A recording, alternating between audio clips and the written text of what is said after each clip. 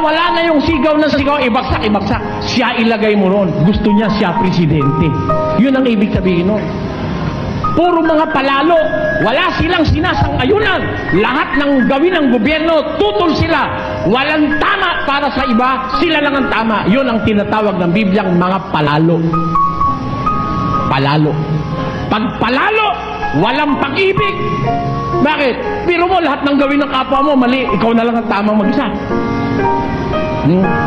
Wala nang gobyerno na hindi kayo tinutulan. Ikaw na lang ang tama. Kaya kayo mga estudyante, huwag kayong sasama rin sa mga gano'n na sila lang ang tama lagi. Wala na bang mabuting ginawa? Di mo, sumasakay ka sa LRT. Di ginawa ni Imelda yan eh. Di ginawa rin tama yun. Yun ang justice. Yun ang pag-ibig. Tanggapin mo yung tama, yung mali, hindi bali. Punahin mo. Pero pag may tama, tanggapin mo naman tama. Ginagamit mo ngayon CCP. Yung Cultural Center of the Philippines. Yung PICC. Di ba si Imelda nang pagawa nun? Ba't kung murahin nyo, ganun na lang.